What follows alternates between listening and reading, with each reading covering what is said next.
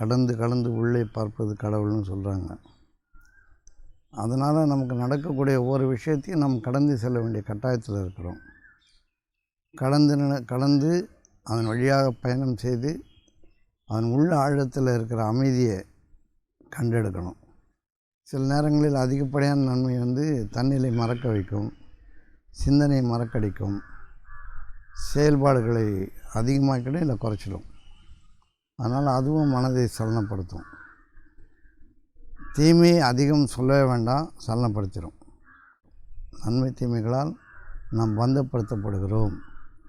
இந்த பந்தத்திலிருந்து நம்மை சாதாரண நிலைக்கு திருப்பிக் கொள்வது.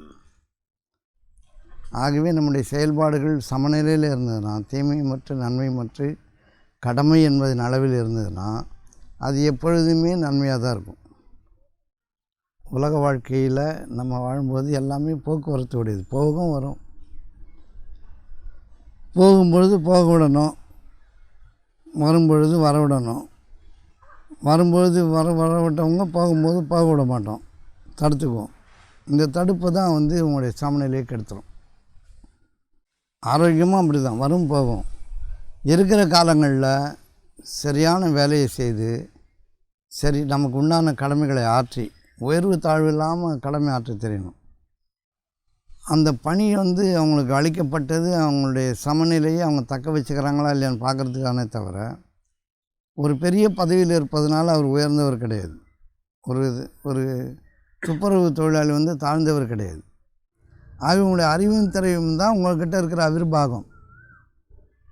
அந்த அவிர்வாகத்தை நீங்கள் உலகத்துக்கு செலுத்தணும். அறியாத மக்கள் உழைப்பை அவிர்வாகமாக வச்சுருக்காங்க, அது உங்களுக்காக அவங்க செலுத்துவாங்க. 2 பேரும் தான் உழைக்கிறாங்க. உயிர் எப்படி வளர்க்கணும்னா, உடம்பை பேணுவதன் மூலமாக வளர்க்கணும். இந்த உழைப்பை, இந்த அறிவை, இந்த ஒழுக்கத்தை இந்த உலக மக்களுக்காக, நம்ம உலக சேவைக்காக நம்ம செய்யணும்.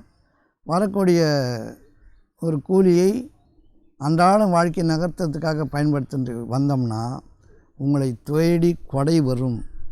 அதுதான் சித்துன்னு சொல்கிறாங்க. உயிருக்கான ஊதியம் ஈதல், இசைவிட வாழ்தல். அது உங்களுடைய உயிரை வளர்க்கும். மனம் சமாதானம் இல்லாமல் போயிடுச்சுன்னா, நீங்கள் எவ்வளோ வைத்திருந்த பொழுதிலும் அல்லது இல்லாமல் இருந்த பொழுதிலும் அது உங்களை ஒரே மாதிரி தான் துன்புறுத்தும். பொருள் ஈட்டல் வேண்டும், அதில் ஈதல் வேண்டும். பொழுது இல்லாதவங்களுக்கு கொடுக்கும்பொழுது அவர் உங்களுடைய சுகமான வார்த்தைகளால் சொல்வார்கள். அந்த வார்த்தைகள் உங்களை வாழ வைக்கும். இப்போ சமநிலையை தக்க வச்சுக்கிறது எப்படி? சேவை ஈற்றுவதன் மூலமாக. துன்மையே உங்களை அடையுது. நீங்கள் நிறைய காசு வச்சுருக்கீங்க, உங்கள் கூடவே உங்கள் பொண்டாட்டி இருக்கிறாங்க. ஏதோ ஒன்று விலை இருந்து ஒன்று கேட்குறாங்கன்னா, இந்த காசு நகையே மாறப்போகுது, இல்லை வீடை ஏதோ ஒன்று மாறப்போகுது, அது மாதிரி அங்கே தான் இருக்க போகுது. காசு செலவாயிடும், அது வீணானதுன்னு எப்படி சொல்கிறீங்க? வீட்டுக்குள்ளே சமாதானத்தை இருந்தால் வெளியே எப்படி சமாதானமாக இருப்போம்? இந்த மாதிரி மனதை ஒரு நிலைப்பாட்டில் கொண்டு வர முடியாத தன்மைக்கு நம்ம இருக்கும்பொழுது நம்ம யாருக்கு உதவியாக இருப்போம்? யாருக்கு சேவை செய்வோம்? நம்ம வேலையை ஒழுங்காக செய்வோமா? எதை கொண்டு நான் வளரணும் அப்படின்னு நீ சிந்திக்காத வரைக்கும் உனக்கு வளர்ச்சி இல்லை. மனம் நிற்க மாட்டேது, ஓடினே இருக்குது. ஏன் ஓடுது? 100 தடவை கேளுங்க, ஏன் ஓடுது? நிறுத்துங்க முதல்ல. இறைவன் ஆனந்தமானவனா நம்ம ஆனந்தமாக இருக்கணும்ல. யூக்லிபிரியம் இஸ் காடுன்னு நம்ம சொல்கிறோங்க ஐயா. இப்போது சமநிலை தான் கடவுள் அப்படின்னா, சமநிலை எதில்? அகத்துலையா புறத்துலையா, இல்லை அகத்துக்கும் புறத்துக்குமா? சமநிலைன்னு வந்தால் 2க்கும் நடுவில் ஒரு சமநிலை அப்படின்றத தான் நம்ம பொருளாக எடுத்துக்க முடியும். அதனால் இந்த சமநிலையை கடவுளாக எப்படி புரிஞ்சுக்கிறது? இல்லை அகம்னு ஒன்று இருக்குது, புறம்னு ஒன்று இருக்குது, இல்லை 2த்துக்குமான சமநிலையா, இல்லை அகச்சமநிலைன்னு ஒன்று ஏதாச்சும் தனியாக இருக்குதா? அதனால் அதை பற்றி கொஞ்சம் விவரிங்கய்யா. நல்லது.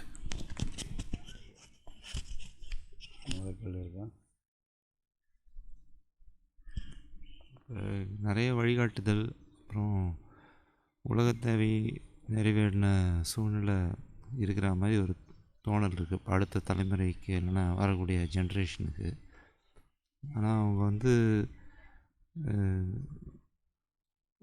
எனக்கு தெரிஞ்சு அவங்க ஒரு சரியான ஒரு ஒழுக்கத்திலேயோ இல்லைன்னா ஒரு பாதையில் வந்து போகிறதுக்கு வந்து அவங்க அந்த உத்வேகமும் எதுவும் இல்லை. அதுக்கு வந்து என்ன பண்ணுறது? அதாவது நான் இப்போ இருக்கிறவங்க அதை எப்படி அதை மீட்டெடுக்கிறதுங்கிற ஒரு கேள்வி தான் எனக்கு இருந்துகிட்ருக்கு.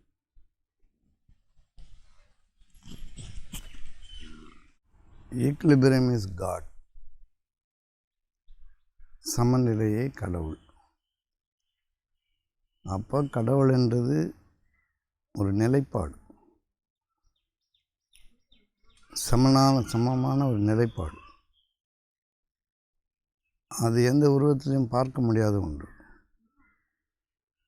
அது வந்து உணரும் தன்மையால் மட்டும்தான் முடியும். உணரணும் அவ்வளோதான். கடவுளை உருவப்படுத்த முடியாது. ஆனால் நம்முடைய மனதுக்கு சமாதானம் ஏற்படுறதுக்காக சில உருவங்களை நம்ம வச்சுருக்கோம். கடவுள் அப்படின்றது தனியாக பிரித்து எடுக்க முடியாது. கடவுள்ன்றதை நம்மளால் காட்டவும் முடியாது. அதனால் அந்த கடவுள்ன்றது எப்படி புரிஞ்சுக்கணுன்னா, சாதாரணமாக சொல்லுவாங்க கடந்து உள்ளே போய் பார் அப்படின்னு. கடந்து உள்ளே பார்ப்பது கடவுள்னு சொல்கிறாங்க. அதனால் நமக்கு நடக்கக்கூடிய ஒவ்வொரு விஷயத்தையும் நம்ம கடந்து செல்ல வேண்டிய கட்டாயத்தில் இருக்கிறோம். கடந்து அதன் வழியாக பயணம் செய்து அதன் உள்ள ஆழத்தில் இருக்கிற அமைதியை கண்டெடுக்கணும். ஒரு நன்மையோ ஒரு தீமையோ நம்மளை பாதிக்கக்கூடியதாக இருக்கக்கூடாது. நன்மையால் பாதிக்கக்கூடியதும் தீமையால் பாதிக்கக்கூடியதும் மனதை சலனப்படுத்தும். நன்மை நம்மளை வந்து சந்தோஷப்பட வைக்கும்.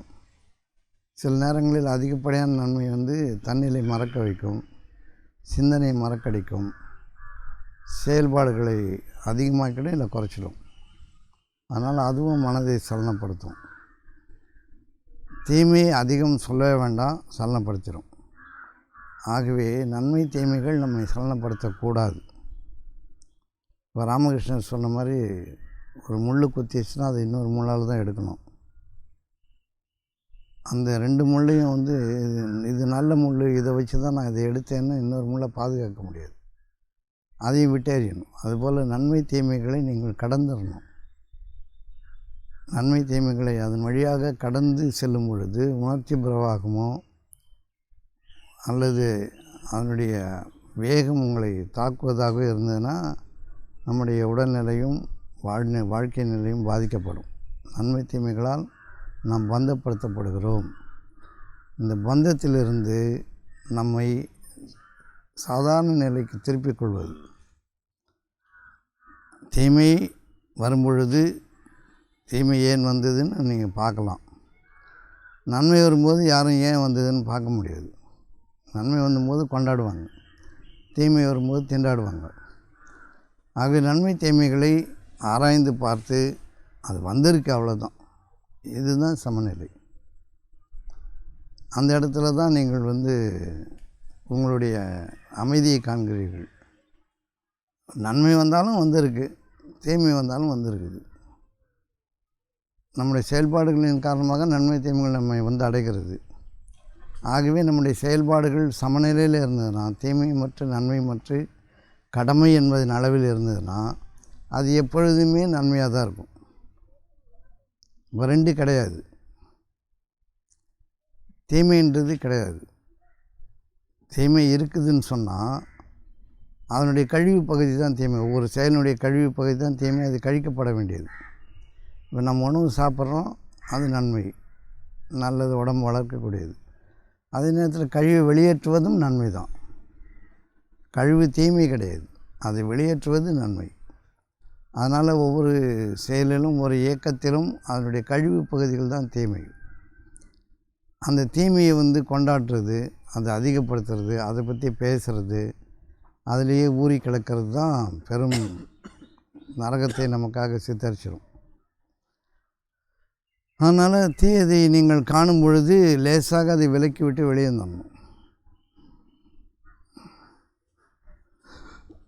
தீமையை லேசாக விலக்கிட்டு வெளியே வந்துடணும். நன்மை வரும் பொழுது அதையும் லேசாக கடந்து போயிடணும்.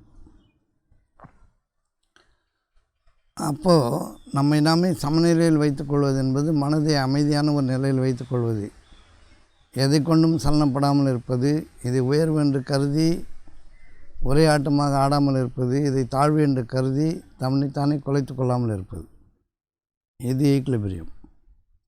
ஒவ்வொன்றும் ஈக்லிபிரியத்தில் தான் இருக்குது. ஒரு சக்தின்னு இருந்தால் அந்த சக்திக்கு ஒரு எதிர் சக்தி கண்டிப்பாக இருக்கும். இப்போ நிறைய வெயில் வந்ததுன்னா மழை வரும்,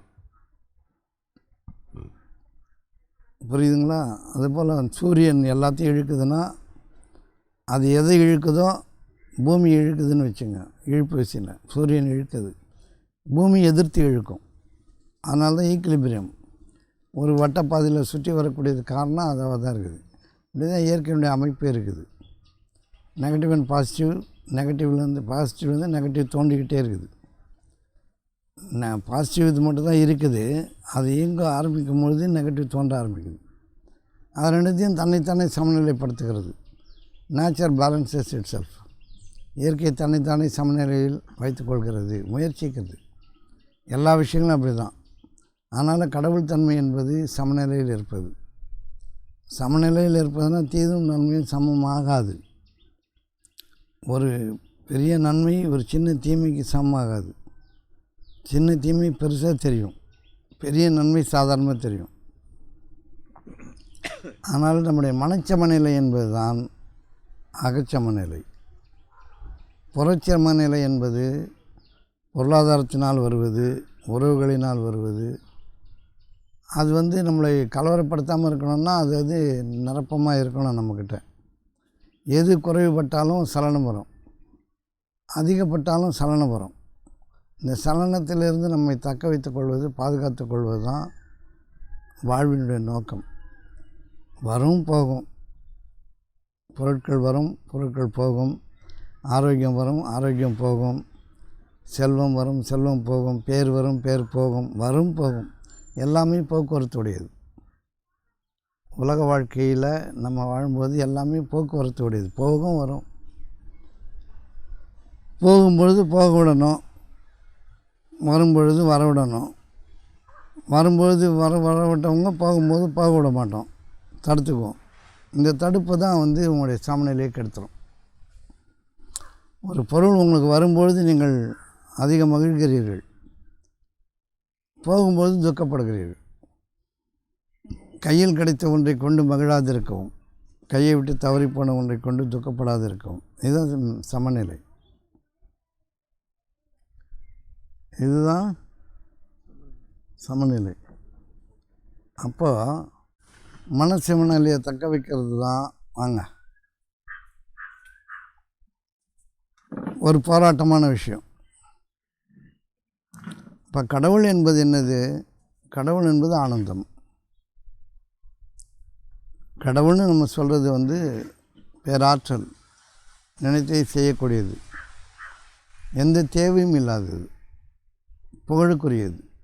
இதுதான் கடவுளினுடைய இயல்பு, கடவுள் தன்மையினுடைய இயல்பு. கடவுளுடைய இயல்புன்னு நம்ம நினைக்கிறதெல்லாம் எந்த தேவையும் இல்லாதது, புகழுக்குரியது. அப்படி இருக்கும்போது பேராற்றல் உடையது, வலியது. இந்த தன்மையை வரணும் அப்படின்னா அந்த தன்மையை நமக்கும் இறைவன் அளித்திருக்கிறான். அதனால் படைப்பினோடு சேர்ந்து படைக்கும் திறனை நாம் பெறணும்னு சொன்னால் மனம் சமநிலையில் இருக்கணும். இந்த மனதில் மாசு இருக்கக்கூடாது, குற்றம் இருக்கக்கூடாது, எதன் மீதாவது ஓட்டமோ தாக்கமோ இருக்கக்கூடாது. உலகப் பொருட்கள் போக்குவரத்து உடையது, வரும் போகும். ஆரோக்கியமும் அப்படி தான், வரும் போகும். இருக்கிற காலங்களில் சரியான வேலையை செய்து சரி நமக்கு உண்டான கடமைகளை ஆற்றி, உயர்வு தாழ்வு இல்லாமல் கடமை ஆற்ற தெரியணும். இப்போ பங்கீடு உலகத்தில் எப்படி நடந்திருக்குன்னா அது இறை ஏற்பாட்டில் நடந்திருக்கு. சிலர் ஏழைகளாகவும், சிலர் பணக்காரர்களாகவும், சிலர் அறிவாளிகளாகவும், சிலர் ஞான மக்களாகவும், சிலர் விஞ்ஞானிகளாகவும், சிலர் துப்புரவு செய்பவர்களாகவும் ஏராளம் மாற்றி மாற்றி இருக்கிறாங்க. அந்த பணி அவங்களுக்கு அளிக்கப்பட்டது, அவங்களுடைய சமநிலையை அவங்க தக்க வச்சுக்கிறாங்களா இல்லையான்னு பார்க்குறதுக்கானே தவிர ஒரு பெரிய பதவியில் இருப்பதனால அவர் உயர்ந்தவர் கிடையாது. ஒரு துப்புரவு தொழிலாளி தாழ்ந்தவர் கிடையாது. எல்லோருக்கும் இந்த உலகம் பங்கிடப்பட்டு இருக்கிறது. வெயில் மழையெல்லாம் தாராளமாக வழங்கப்படுது. பூமியும் அவர் கால்லையும் மிதிப்பட தான் செய்யுது. எல்லா மனிதர்களுடைய கால்களையும் பூமி மிதிப்பட தான் செய்யுது. அதனால் உயர்வு தாழ்வு என்பது ஒரு வேலையிலோ அறிவிலோ கிடையாது. ஒழுக்கத்தில், தன்னை அறிவதில், தன்னை கண்டுகொள்வதில், தன்னை சமநிலையில் வைத்து கொள்வதில் ஒரு மனிதனுடைய வாழ்வு ஒடுங்கி இருக்கிறது, வாழ்வு மறைந்திருக்கிறது. தன்னைத்தானே சமநிலைப்படுத்திக் கொள்கின்ற ஆற்றலை ஒரு மனிதன் பெற்றுக்கொள்ள வேண்டும்.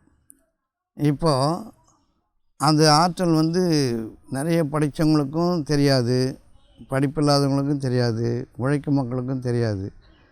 ஏன்னா தேவை நெருக்கடியாக்குது.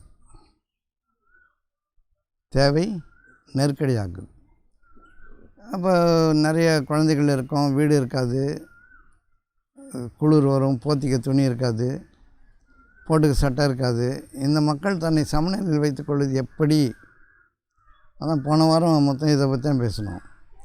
இந்த சமநிலையில் வைத்துக்கொள்வது, சமநிலைக்கு வந்தவர்கள் போய் சொல்லிக் கொடுக்கணும்.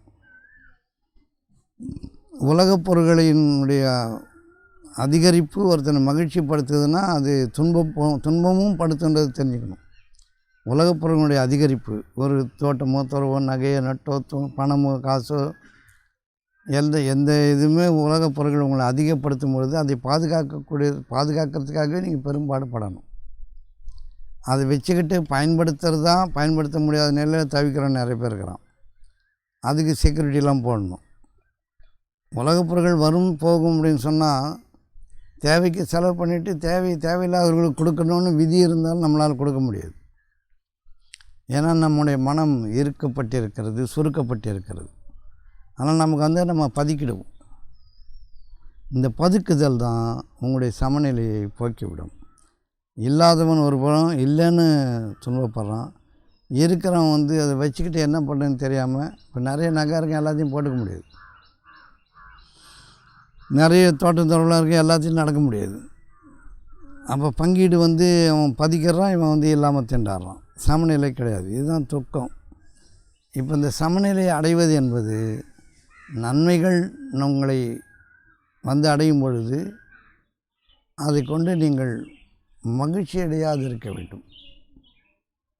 நிறைய செல்வங்களோ உங்களுடைய நன்மைகள் கையில் கிடைத்த ஒன்றை கொண்டு மகிழாது இருக்கும். கிடைச்சதுன்னா கிடைச்சிருக்கு, அவ்வளோதான். இந்த சாதாரண மனநிலையை கொண்டு வர்றது தான் இந்த வாழ்வினுடைய நோக்கம்.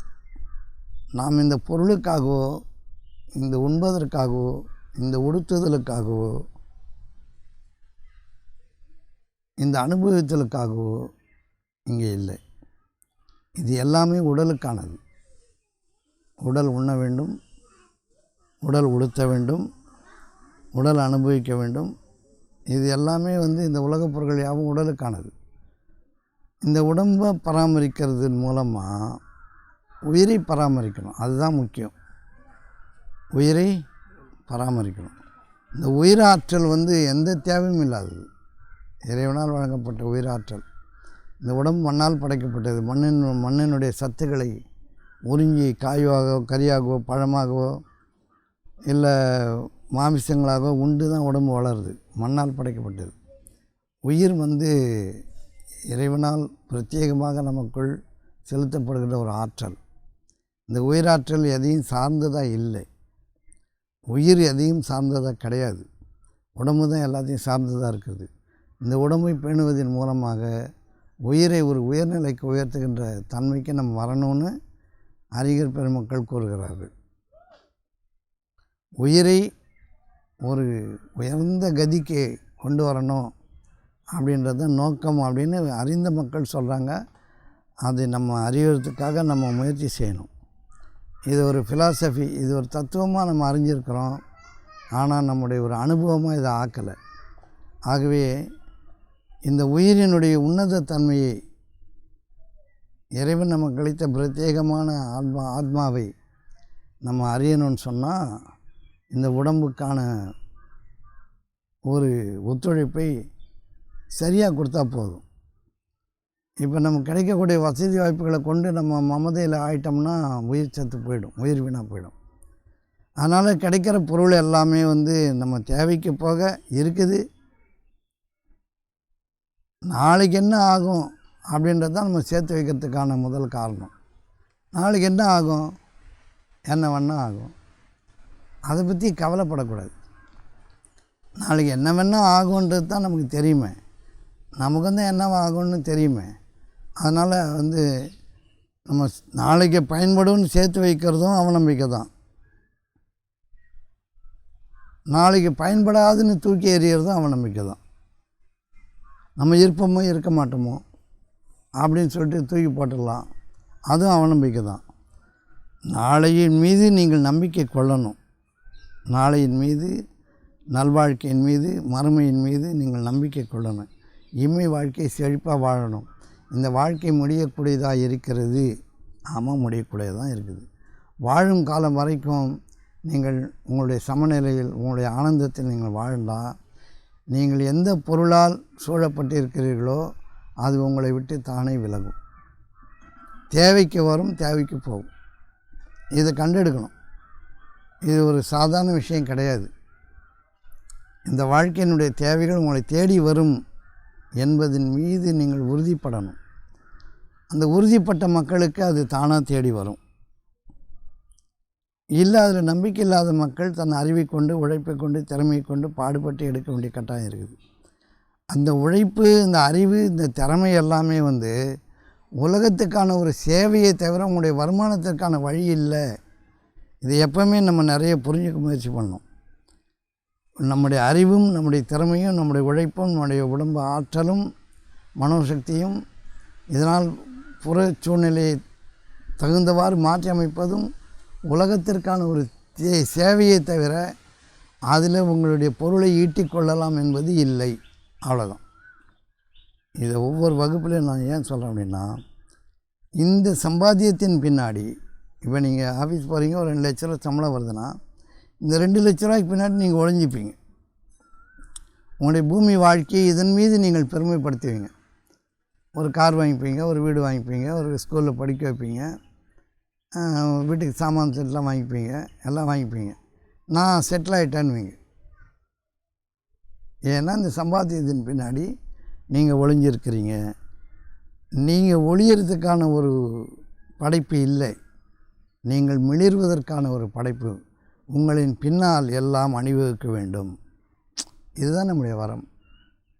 நம்முடைய பின்னால் நகைகளும், நட்டுகளும், தோட்டங்களும், துறவுகளும், மக்களும் எல்லாம் நமக்கு பின்னாடி அணிவகுக்கணுமே தவிர, நீங்கள் விரும்பிய யாவும் உங்களுக்கு பின்னால் இருந்து உங்களுக்கு வர வேண்டுமே தவிர, நீங்கள் அதற்கு பின்னால் போய் ஒளிந்து கொள்ளக்கூடாது. இந்த ஒளிந்து கொள்ளுதல் தான் நரகம். எதன் பின்னாடி நீங்கள் ஒளிந்தீர்களோ, எதை வைத்து கொண்டு உங்களை பெருமைப்படுத்தி கொண்டீர்களோ, நான் செட்டில் ஆகிட்டேன், நல்ல வருமானம், நல்ல வேலை, நிம்மதியாக இருக்குன்னு நீங்கள் சொல்கிறது எல்லாம் ஒரு நாள் உங்களை கைவிட்டு போகும், உங்களுக்கு பயன்படாது போகும். அதை வைத்து கொண்டு நீங்கள் என்ன செய்வதென்று தெரியாமல் போய்விடுவீர்கள். ஆகவே கண்டெடுக்க வேண்டியதை கண்டெடுக்கணும். இது ஒரு உபாயம். இந்த வருமானம் என்பது அன்றாட நகர்த்தத்துக்கான ஒரு உபாயம். ஒரு வேலை செய்கிறீங்கன்னா உலக நன்மைக்காக தான் நீங்கள் தொண்டாற்றுறீங்க. இப்போ நீங்கள் எதுக்காக வேலை செய்கிறீங்க? உங்களுடைய சாப்பாட்டுக்காகவா இல்லை உலக நன்மைக்காகவா? உலக நன்மைக்காக. ஏதோ ஒரு நன்மை உலகம் நடக்கணுன்றதுக்காக நம்முடைய அறிவுத்திறமை எதில் வழங்கப்பட்டு இருக்கிறதோ அதில் செய்கிறோம். அது நீங்கள் படித்து இருங்க, படிக்காமல் இருங்க, சாதாரண வேலை செய்யுங்க, இல்லை எல்லாமே சாதாரண வேலை தான். ஒரு கலெக்டரும் சாதாரண வேலை தான், ஒரு குப்பைகளும் சாதாரண வேலை தான். ரெண்டுமே சாதாரணமான வேலை தான். அதில் உயர்வு தாழ்வு என்பது இல்லை என்பதை நீங்கள் அறிந்து கொள்ளணும். ஆகவே நம்ம ஒரு வேலை செய்தால் உலக நன்மைக்காக செய்கிறோம். அதுக்குண்டான கூலி உங்களுக்கு நிச்சயமாக இருக்கிறது. அது இறைவனால் வழங்கக்கூடிய கொடை உங்களுக்காக காத்திருக்குது. கடமையை செய்தீங்களா இல்லையான்றது தான் கேள்வி. சரிவர செய்தீங்களா இல்லையா? இதை திரும்ப திரும்ப திரும்ப திரும்ப நீங்கள் தியானிக்கணும். ஒரு வேலை செய்தீங்கன்னா அந்த வேலையை சரியாக செய்யுங்க. யாருக்காக செய்கிறீங்க? உங்களுக்காக செய்கிறீங்கன்னு நீங்கள் நினைக்கிறீங்க. இதனால் சாப்பாடு வரும், ஒரு பணம் வரும், ஒரு வருமானம் வரும், இவ்வளோ சம்பளம் வரும், இதை வச்சு வீடு இதை வாடகை கட்டிக்கலாம், இல்லை ஒரு வீடு வாங்கிக்கலாம், இல்லை லோனில் எதனா வாங்கிக்கலாம். இப்படி தான் நம்முடைய சிறு புத்தி நம்மை கீழாக்குகிறது. நான் படித்தது உலகத்துக்கான சேவைக்கு தான். உலக மக்கள், அறியாத மக்களுக்கு தான் கரண்ட்டு வருது, அறிந்த மக்களுக்கு தான் கரண்ட்டு வருது. எல்லோரும் தான் செய்தி பரிமாற்றம் அறியாத மக்களும் பண்ணுறாங்க. ரொம்ப கீழே ஏழ்மையாக இருக்கிற மக்களும் உபயோகப்படுத்துகிறாங்க. எல்லாம் உங்களுடைய அறிவு திறமையை நீங்கள் பயன்படுத்தும் போது சாதாரண மனிதனை சென்றடைகிறது. சாதாரண மனிதன் ஒன்றும் தெரியாதவங்க குப்பைகளை அள்ளுறான், மலையெல்லாம் சரி பண்ணுறாங்க, இப்போ கருவிகளை வச்சு சரி பண்ணுறாங்க. அந்த கருவிகளை உபயோகப்படுத்துகிற ஆற்றல் பெற்றிருக்காங்க, கூட்டுறாங்க, பெருக்கிறாங்க, எல்லாம் செய்கிறாங்கல்ல. அது உங்களை மகிழ்வுபடுத்துகிறது. உங்களுடைய உழைப்பு அவங்களை மகிழ்வுபடுத்துகிறது. இதை தான் கீதையில் சொல்லுது, நீங்கள் அவிர்பாகங்களை அவர்களுக்கு அழியுங்கள், தேவர்களுக்கு அழியுங்கள், தேவர்கள் உங்களுக்கு அவிர்பாகங்களை அளிப்பார்கள், இருவரும் சமமாக பங்கிட்டு கொண்டு சிறப்பாக வாழுங்கள்னு சொல்லுது. ஆக உங்களுடைய அறிவும் திறமையும் தான் உங்கள்கிட்ட இருக்கிற அவிர்பாகம். அந்த அவிர்பாகத்தை நீங்கள் உலகத்துக்கு செலுத்தணும். அறியாத மக்கள் உழைப்பை அவிர்பாகமாக வச்சுருக்காங்க, அது உங்களுக்காக அவங்க செலுத்துவாங்க. 2 பேரும் தான் உழைக்கிறாங்க. ஒருத்தங்க அறிவால் உழைக்கிறாங்க, ஒருத்தங்க உடம்பால் உழைக்கிறாங்க. இதில் யார் கீழே யார் மேலே? இந்த செல்வங்கள் கொஞ்சம் அதிகமாக கிடைக்கிது, கொஞ்சம் கொஞ்சமாக கிடைக்கின்ற தவிர ஒன்றும் கிடையாது. அதிகமாக இருக்கிறவங்க கொஞ்சமாக இருக்கிறவங்களுக்கு கொடுக்கணும், கொஞ்சமாக இருக்கிறவங்க நன்றி உணர்வோடு நடந்துக்கணும், அவ்வளோதான். அப்போது இதுக்கு பின்னாடி உங்களுடைய உழைப்பை நீங்கள் தானமாக நீங்கள் கொடுக்கணும். அதுக்கு கொஞ்சோண்டு உங்களுக்கு பணம் வரும். அதை அன்றாட வாழ்க்கையை நகர்த்துறதுக்கு தானே தவிர ஒரு சாப்பிட்டுக்கலாம், ஒரு வீடு வாங்கிக்கலாம், அதெல்லாம் விட்டுட்டு போகிற ஒன்று தான். எதை ஈட்டி நீங்கள் சம்பாதித்த பொழுதும் அது விட்டு செல்லக்கூடிய ஒன்றே தவிர தூக்கிட்டு போகிற ஒன்று கிடையாது. தூக்கிட்டு போகிறது உங்களுடைய உயர்வான எண்ணங்கள். உயர்நிலையில் நீங்கள் எதை கண்டீர்களோ அது, எதை ஒழுக்கமாக கண்டீர்களோ, எதை உயர்வாக கண்டீர்களோ அதுதான் நீங்கள் லிஃப்ட் பண்ண முடியும். பொருட்களை லிஃப்ட் பண்ண முடியாது, இல்லை, தூக்கிட்டு போக முடியாது. ஆகவே இந்த சமநிலையை நீங்கள் அறிந்து கொள்ள, உங்களுடைய அறிவும் திறமையும் உலகத்திற்கான சேவை, உங்களுடைய உழைப்பும் ஆற்றலும் உலகத்திற்கான சேவை என்பதை தவிர இல்லை என்பதை நீங்கள் அறிந்திருந்தால் நீங்கள் சமநிலையில் இருப்பீர்கள். இப்போ 2 லட்ச ரூபா உங்களுக்கு சம்பளம் வருதுன்னும் போது அது பின்னாடி எல்லா திட்டங்களையும் போட்டுக்குவீங்க. இந்த வருமானம் படுத்துகிற பாடு இருக்குது. நான் சம்பாதிச்சா தான் நான் வாழ முடியும் அப்படின்ற ஒரு கோட்பாடு நமக்கு அறிவீனமாக போதிக்கப்பட்டு விட்டது. சம்பாதிச்சா தான் வாழ முடியும்னு பூமியில் இல்லையே, சம்பாதிக்காதன்னு பேர் வாழறானே. மானமுடைய வாழ்க்கை, மரியாதையுடைய வாழ்க்கை உங்கள் சம்பாத்தியத்தில் இல்லை. மானமுடைய மரியாதையுடைய வாழ்க்கை, அது சாதாரண வாழ்க்கை, நிம்மதியான வாழ்க்கை உங்களுடைய சம்பாத்தியத்தில் இல்லை. நீங்கள் ஆற்றும் சேவையில் இருக்கிறது. நீங்கள் செய்கின்ற பிறருக்கான சேவையில் உங்களுடைய நிம்மதியும் அழகும் இருக்கிறது. இது புரியுமா? என்ன சேவை செய்கிறீங்க? அதை தான் நான் இவ்வளோ சம்பாதிக்கிறேன், நான் செட்டில் ஆகிட்டேன், வீடு இருக்குது, 2 கார் இருக்குது, பங்களா இருக்குது, கொடைக்கானலில் தோட்டம் இருக்குது, எஸ்டேட் இருக்குது, இதெல்லாம் வச்சு என்ன பண்ண போகிறேன்? போய் கூட பார்க்க முடியாது. ஆகவே பொருளின் பின்னால் பெருமையை தேடுபவர்கள் தங்களுடைய நரகத்தை சித்தரித்துக் கொள்கிறார்கள். சேவை செய்வதன் மூலமாக அமைதியை காண்பவர்கள் அவர்கள் பூமியிலும் சொர்க்கத்தை படைக்கிறார்கள், தனக்கான சொர்க்கத்தையும் மறுமையில் படைத்துக் கொள்கிறார்கள். இதான் வித்தியாசம். இப்போ இந்த வருமானத்தின் முன்னாடி ஒழிஞ்சிக்கிறது, நிறைய இடம் இருக்குது, பூமி இருக்குது, சொத்து இருக்குது, நகை இருக்குது, நட்டு இருக்குது, ட்ரெஸ் இருக்குது, நான் என்ன வேணால் பண்ணுவேன். எவ்வளோ நாளைக்கு பண்ணுவேன்? நடக்க முடியாமல் போச்சுன்னா என்ன பண்ண வச்சுக்கின்னு? உன்னை பிடிக்கிறதுக்கு 3 நாள் வேணும். இந்த வீடு என்பது எதுக்கு தெரியுமா? வீடு கட்டுறதுன்றது யாரையும் தொந்தரவு பண்ணாமல் வயதான காலத்தை துன்பம் இல்லாமல் கழிக்கிறதுக்கான ஒரு ஏற்பாடு, அவ்வளோதான். அது ஒரு பெருமைக்கான அடையாளம் இல்லை. யாரையும் துன்புறுத்திடக்கூடாது, யாருக்கும் நம்முடைய கஷ்டங்கள் தெரிஞ்சிடக்கூடாது, நம்மளால் யாரும் பாதிக்கப்படக்கூடாதுன்றதுக்காக ஒரு வீட்டை கட்டிக்கலாம். அதுக்கு தான் வீடு. அது ஒரு பெருமையினுடைய அடையாளம் இல்லை. அது யாரையும் நீங்கள் துன்பப்படுத்தக்கூடாதுன்றதுக்கான ஒரு வடிவமைப்பு தான் வீடு. அந்த வீடை நீங்கள் அப்படி தான் கட்டணும். அதை டெக்கரேட் பண்ணி, அதை பண்ணி, இதை பண்ணி, எலிவேஷன் பண்ண, அப்படி பண்ண, இப்படி பண்ண, இடம்பட வீடு இடையல் அப்படின்னு தான் இருக்குது. தேவைக்கே கட்டிங்க. இதே பெருமையாக்குறவங்க எப்படி இருக்கிறாங்க? ஆகிய உலகப் பொருள்களின் பின்னால் ஒளிந்து கொள்வது நம்முடைய இயல்பு இல்லை. உலகப் பொருள்களை நாம் நினைத்தவுடன் வர வைக்க ஆற்றல் நமக்கு இருக்கணும். நினச்சா வரணும், அது நம்மக்கிட்ட வரணும், நம்ம அனுபவிக்கணும், தூக்கி எறிஞ்சிடணும். வாரி இறைப்பதற்காக தானே தவிர அது பதுக்கிக்கிறதுக்காக இல்லை.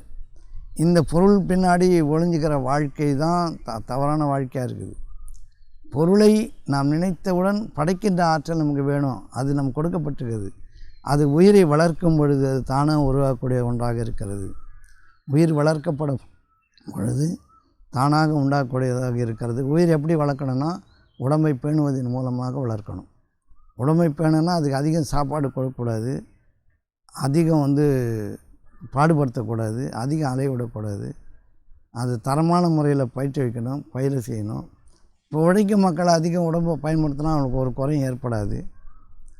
இப்போ அறிவுடைய மக்கள் இந்த படித்தவங்க உடம்பை பயன்படுத்தினாங்கன்னா குறைவு ஏற்படும். அவங்க அறிவால் உழைக்க வேண்டியவர்கள், இவர்கள் உடம்பால் உழைக்க வேண்டியவர்கள், 2 பேரும் சமமானவர்கள் தான். அதனால் நீ தாழ்ந்தவன், தப்பா, நீ ஒரு குப்பாள்றவன் அப்படிலாம் சொல்லக்கூடாது. நீங்கள் இதுதான் அவங்களுடைய சமநிலையை கெடுக்கிறது. புரியுதா? அப்போது இந்த உலக வாழ்க்கை எதன் மீது அமைகிறது?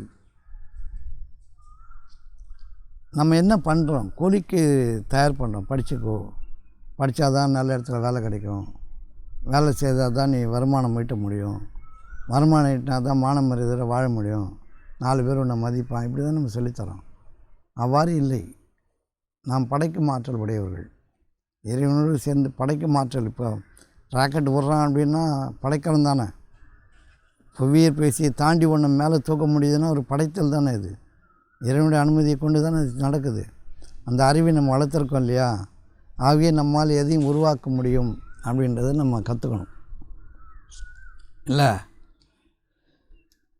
இந்த அறிவும் திறமையும் ஒழுக்கமும் நீங்கள் வைத்திருக்கின்ற எல்லாம் உலகத்திற்கான ஒரு சேவை, உலகத்திற்கான ஒரு சேவையாக நீங்கள் பயன்படுத்தும் பொழுது உங்களுடைய உயிர் சத்து வளர்கிறது. அதில் கிடைக்கிற கூலியை கொண்டு உங்களுடைய உடம்பு வளர்கிறது. உங்களுடைய உடம்பு இந்த கூலியிலேருந்து வளரும். கொடையிலிருந்து நீங்கள் ஆற்றிய சேவையினுடைய பலன் உங்களுடைய உயிராற்றலாய் வளரும். இது எப்படி புரியுதுன்னு தெரியல. புரியுதா? அதாவது அப்போ உடல் வளர்த்தேன், உயிர் வளர்த்தேன். உலக சேவையின் காரணமாக கிடைக்கக்கூடிய கூலியை கொண்டு உடம்பை வளர்த்து உடம்பை பேணி பாதுகாத்து அதன் மூலமாக உயிராற்றலை வளர்க்கணும். உயிராற்றல் என்பது பெரியது. அது எதையும் சாராது, உலகப் பொருளை சாராது. அதுக்கு சாப்பாடு, துணிமணி, வெயில், வெளிச்சம், தண்ணி, சூடு, குளிர் எதுவும் தேவையில்லை. அது எதையும் சாராது. அது இறைவனுடைய நேரடி ஒரு கிஃப்ட்டு நமக்கு. உயிர் உடம்பு மண்ணிலேருந்து வந்தது. இது 2 இணைஞ்சிருக்கிற வரைக்கும், அந்த இணைப்பு சமமாக இருக்கிற வரைக்கும் வாழ்க்கை ஆனந்தமாக இருக்கும். இதை தான் கண்டெடுக்க சொல்கிறாங்க. இது எப்படி உங்களுக்கு புரிய வைக்கிறதுன்றது தான் திண்டாட்டமாக இருக்குது. இப்போ வளரும் குழந்தைகளை நம்ம அறியாத தன்மையில் நம்மளும் இருந்தோம்னா நம்முடைய குழந்தைகளும் அறியாத தன்மையில் தான் வளருவாங்க. உலகப் பொருளுடைய ஈர்ப்பு எல்லாருக்கும் வந்துடும். அதன் அடிப்படையிலேயே அறிவும் புகட்டப்படுது. 4 காசு வச்சுக்கோ, சேர்த்து வச்சுக்கோ, அதுதான் அவனுக்கு பாதுகாக்கும். அப்படியெல்லாம் பொருளின் பின்னால் ஒளிந்து கொடுக்கக்கூடிய கல்வியை தான் நம்ம குழந்தைகளுக்கு கற்றுக் கொடுக்குறோம். படைக்கும் திறனை, படைப்பாற்றலை அது கற்றுக் கொடுக்கறதில்ல. குழந்தையினுடைய இயல்பு உயர்ந்ததோ தாழ்ந்ததோ கையில் எடுக்கும், இன்னொன்று வந்தால் தூக்கி கீழே போட்டுரும். ஒரு கையில் ஒன்று வச்சுருக்குன்னா ஒரு பொருள், புதிய பொருள் நீங்கள் கொடுத்தீங்கன்னா இந்த பொருளை கீழே போட்டுரும். அது குழந்தையினுடைய இயல்பு. அதனால் படைக்கும் ஆற்றலை ஒரு குழந்தைக்கு வளர்க்கக்கூடிய அறிவை நம்ம நம்மளே கற்றுக்கலை. இன்னும் நீ விரும்பியது இருக்கிறது, கேட்டது கிடைக்கும்ன்றது மனதினுடைய ஆற்றலை கற்றுக் கொடுக்குற விஷயத்தை நம்ம செய்யலை. நம்ம கல்வி கேள்விகளில் ஆட்படுத்தி படிப்பை படிச்சுக்கோ, அதனால தான் வாழ்க்கை உயரும் அப்படின்ற மாதிரி நம்ம சொல்லி கொடுத்துட்டோம். படிப்பு சாதாரணமாக படிக்கணும், சாதாரணமாக படிக்கணும். அது ஒரு சாதாரண விஷயமாக நீங்கள் ஆக்கிக்கணும். அது ஒரு உயர்ந்த விஷயம் கிடையாது. கல்வி அறிவு என்பது நீங்கள் உலகத்தை செய்ய போகிற சேவைக்கான அடிப்படை தான். அதில் உங்கள் மனம் ஈடுபடுகிறது, உங்களுடைய மனம் எளிதாக அறிந்து கொள்கிறது. சிலருக்கு கணக்கு லேசாக வந்துடும், சிலருக்கு அறிவியல் லேசாக வரும், சிலருக்கு மொழி அறிவு லேசாக வரும். அது எதில் அவர்கள் எளிதாக காண்கிறார்களோ அதை கற்றறியணும். அதில் அவங்க சேவையேற்றினா போதும். சிலருக்கு படிப்பே வராது, உழைக்கிறதுக்கு விருப்பமாக இருப்பாங்க. அந்த உழைப்பினுடைய அடிப்படையில் அவங்க போய் தன் வாழ்க்கையை அமைச்சுக்கிறதுக்கு வழிவிடணும். புரியுது உங்களுக்கு? அப்போ இந்த வாழ்க்கையின் பின்னால் ஒளியிறது நம்ம வேலை இல்லை. வாழ்க்கையை நாம் வாழணும். நமக்கு எதெல்லாம் வழங்கப்பட்டு இருக்கிறதோ அதன் மீதெல்லாம் நம்ம ஆனந்தத்தை காணணும். நம் மதிப்பு மரியாதை வளர்த்துக்கிறன்ற பேரில் தான் நிறைய வேலை தேடுறோம். வேலைக்கு போனால் தான் சாப்பாடுன்றோம். அப்படி சொல்லக்கூடாது. உணவளிக்க பொறுப்பேற்றுக் கொள்ளாத எந்த ஒரு உயிரினும் பூமியில் இல்லைன்னு இறைவன் சொல்கிறான். உங்களுக்கு உணவு இருக்குது, நீங்கள் சம்பாதிச்சு சாப்பிடணுன்றது கிடையாது. நீங்கள் சம்பாதிக்கிறது நீங்கள் உங்கள் அறிவை பயன்படுத்துறதுனால ஒரு சின்ன சம்பளம் கிடைக்குது. அதை வச்சு வாழ்நாளெல்லாம் ஓட்டிடணுன்னா அப்படி முடியும்? ஒரு திடீர்னு ஒரு பெரிய நோய் வந்துடுச்சு, ஒரு பெரிய ஆக்சிடெண்ட் ஆகிடுச்சு, இதெல்லாம் வச்சு என்ன பண்ணுங்க? அதனால் அதன் பின்னால் விளையக்கூடாது. அதனால் இப்படி ஆயிடுச்சுன்னு என்ன பண்ணுறோன்னு ஊதாரித்தனமாகவும் இருக்கக்கூடாது. சரிவர பயன்படுத்த தெரியணும். இந்த உழைப்பை, இந்த அறிவை, இந்த ஒழுக்கத்தை இந்த உலக மக்களுக்காக, நம்ம உலக சேவைக்காக நம்ம செய்யணும். வரக்கூடிய ஒரு கூலியை அன்றாடம் வாழ்க்கை நகர்த்தத்துக்காக பயன்படுத்திட்டு வந்தோம்னா உங்களை தேடி கொடை வரும். அதுதான் சித்துன்னு சொல்கிறாங்க. சித்துன்னு கேள்விப்பட்டுக்கிறீங்களா? சித்து கிடச்சிருக்கு அப்படின்னு சொல்லுவாங்க. மன அமைதி ஒரு சித்து, உங்களுடைய நோயற்ற தன்மை ஒரு சித்து, ஆரோக்கியம், பகைமை இல்லாதது ஒரு சித்து. எந்த பகையும் நமக்கு இருக்க மாட்டான். இதுதான் பெரிய கிஃப்ட்டு. நோய் இல்லாமல் இருக்கிறது, பகை இல்லாமல் இருக்கிறது, அமைதியாக இருக்கிறது. இதை தாண்டி உலக வாழ்க்கையில் நீங்கள் பெரிய காரியங்களை ஒன்றும் அடைய முடியாது. ஒன்று பகையை தேடிக்குங்க, இல்லை நோயை தேடிக்குங்க, இல்லை அமைதியற்ற தன்மைக்கு போயிடுவீங்க. இது போதும், 3 குழப்பறதுக்கு போதும்ல. அப்போ அடைய வேண்டிய பேர் என்ன? உலக வாழ்க்கையில் அமைதி, நோயற்ற தன்மை, பகையற்ற தன்மை. இது 3 கிடைச்சாலே இந்த வாழ்க்கை சிறப்பாக இருக்கும். இது நீங்கள் வாங்குகிற சம்பளத்தை வச்சு பண்ணிவிடுவீங்களா? உங்கள் சம்பளம் எதுக்காக உதவுமா? ஆகவே நீங்கள் சம்பளத்தின் முதல் பகுதியை தர்மமாக்குங்கள். உலக மக்களுக்காக கொடுங்க. எந்த உலக மக்களிடமிருந்து கூலியை பெற்றீர்களோ அந்த உலக மக்களுக்காக, இயலாத மக்களுக்காக செலவு செய்யுங்கள். பின்பு உங்களுடைய அதுதான் முதல் அவிர்வாகும். உங்களோட அறிவு முதல்ல செலுத்துறீங்க, ஒரு கூலி வருது, அந்த கூலியிலேருந்து கொடுங்க, ஒரு அளவுக்கு கொடுங்க. முதல்ல உங்கள் தேவையெல்லாம் பூர்த்தி பண்ணிவிட்டு மீதமானவற்றை கூட கொடுக்கலாம். மொத்தமாகவே வச்சுக்கிறது, நம்மளே வச்சுக்கிட்டால் அது உங்களோட நோயாக கண்டிப்பாக உங்களை அந்த உலக மக்களுக்கான பங்கு இருக்குதுல்ல, அது உங்கள்கிட்ட தங்காது. நீங்கள் அதை கொடுக்காமல் இருந்தீங்கன்னா அது உங்கள்கிட்டேருந்து பிடுங்கும். எப்படின்னா நோயாக வந்துடும், பகையாக வந்துடும், சண்டையாக வந்துடும், நிம்மதியற்ற தன்மையாகி நீங்கள் செலவு செய்து இல்லை அந்த பொருளை வச்சுட்டு எந்த நன்மையும் அடைய முடியாத நிலைக்கு நீங்கள் ஆகிடுவீங்க. இதெல்லாம் புரிஞ்சுக்கணும். அதுக்கு தான் தானம் செய்யுங்கள், தர்மம் செய்யுங்கள், இயன்றவரை செய்யுங்கள், இயன்றவரை கொடுங்கள்னு அறிஞர் பெருமக்கள் ஏன் சொல்கிறாங்கன்னா இதுக்கு தான் சொல்கிறாங்க. பெரும்பாலான மக்கள் அப்படி இல்லை. அறிவு பெற்ற பின்பும் அவர்கள் குழப்பத்தை தான் ஏற்படுத்துவாங்க. இப்போ சமநிலை போயிடும். சம்பாத்தியத்தின் மீது, ஈட்டலின் மீது, இப்போ நம்ம சம்பாதிக்கிற பொருள் பெண்ணை ஒழிஞ்சிக்கிட்டு பெருமை தர்றோம், இல்லை சம்பளம் பத்தலைன்னு சொல்லிட்டு திண்டாடுறோம். புரியுது உங்களுக்கு? ஈதலும் இசைப்பட வாழ்தலும் அது வல்லது ஊதியமில்லை உயிர்க்கு அப்படின்றது. முதல்ல கொடுக்கறதுலேருந்து ஆரம்பிக்க சொல்கிறாங்க. கொடுக்கறதுலேருந்து ஆரம்பிக்கணும். இசைப்பட வாழ்தல் அப்படின்னா பிறர் உங்களை கேவலமாக பேசக்கூடாது. நீங்கள் பெருமையாக வாழுது, நீங்களாக பெருமையாக வாழுதுன்னு அர்த்தம் கிடையாது. உங்களை யாரும் தூற்றக்கூடாது. இசைப்பட வாழ்தல் என்பது நீங்கள் அமைதியில் இருக்கணும், உங்களால் பிறர் பயனடையணும். இசைப்பட வாழ்தல் அப்படின்னா நீங்களாக உங்களுக்கு ஒரு பெருமையை சேர்த்துட்டு வாழுதுன்னு அர்த்தம் இல்லை. 4 பேருக்கு முன்னாடி நான் நல்லா இருக்கேன் அப்படி கிடையாது. 4 பேர் நீங்கள் நல்லவங்கன்னு சொல்லணும். இவர் இன்னார் அப்படின்னு உங்களை வந்து நல்வார்த்தைகளால் உங்களை சொல்லும்போது தான் இசைப்பட வாழ்தல். அது வல்லது ஊதியம் இல்லை உயிர்க்கு. உயிருக்கான ஊதியத்தை இப்படி சம்பாதிக்கணும். இதை தான் உள்ளவன் சொல்லுது. உயிருக்கான ஊதியம் ஈதல் இசைப்பட வாழ்தல். அது உங்களுடைய உயிரை வளர்க்கும். உயிரை வளர்ப்பது தான் நம்முடைய முதல் வேலை. உடம்பை பேணுவதன் மூலமாக உயிரை வளர்க்கணும். சாதாரண நிலையிலிருந்து உயிருக்கு வேறு நிலைப்பாடு இருக்கும் போல இருக்குது. அந்த உயிரை வளர்க்க சொல்லி அறிந்த பெருமக்கள் சொல்கிறாங்க. அதனால் அந்த ஊதியம் என்பது நீங்கள் வாங்குகிற சம்பளம் இல்லை. என்ன வாங்குறீங்களோ அது சாதாரணமானது. அதுக்கு ஒரு மதிப்பு இல்லை, ஒரு மரியாதை இல்லை. நீங்கள் 2 கோடி ரூபா கூட சம்பளம் வாங்க, அதுக்கு ஒரு மரியாதை கிடையாது. அதில் என்ன கொடுத்தீர்கள், எவ்வளவு நன்மைகள் உங்களை நோக்கி வந்தன, நற்சொற்கள் வந்தன, அது வந்து உங்களுடைய உயிருக்கான ஊதியம். இந்த உயிர் வந்து சென்றடையும் இடம் சிறப்பான இடமாக இருக்கும். அது மறுமையில் சொர்க்க வாழ்க்கைக்காக தகுதியானதாக நீங்கள் ஆக்க வேண்டும் என்பது தான் இந்த குறளுடைய விளக்கம்.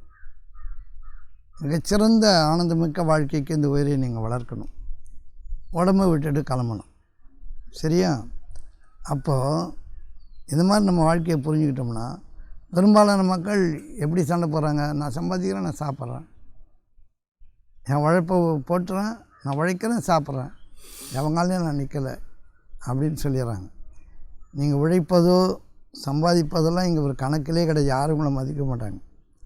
நீங்கள் சம்பாதிச்சு நல்லபடியாக வாழணுன்னா நீங்கள் வாழ்ந்துங்க. அதையும் பெருமையாக்குறீங்க. பெருமையாக்கும் போது நீங்கள் சமநிலை இழக்கிறீர்கள், மனச்சமநிலை இழக்கிறீர்கள். மனம் சமாதானம் இல்லாமல் போயிடுச்சுன்னா நீங்கள் எவ்வளோ வைத்திருந்த பொழுதிலும் அல்லது இல்லாமல் இருந்த பொழுதிலும் அது உங்களை ஒரே மாதிரி தான் துன்புறுத்தும். நிறைய வச்சுருந்தாலும் மனசமாதானம் வேணும், இல்லைன்னாலும் மனசமாதானம் வேணும், இருக்கிறது போதுன்ற மனசமாதானம் வேணும். இந்த மனதை சமாதானம் வைத்திருப்பது பொருளின் அடிப்படையில் ஒரு நாளும் இயலாத ஒன்று. உலகப் பொருளின் அடிப்படையில் மனதை சமாதானம் வைக்க முடியாது. மனத்திற்கண் மாசிலனாதல் அனைத்தரன் ஆகல நேருபெற.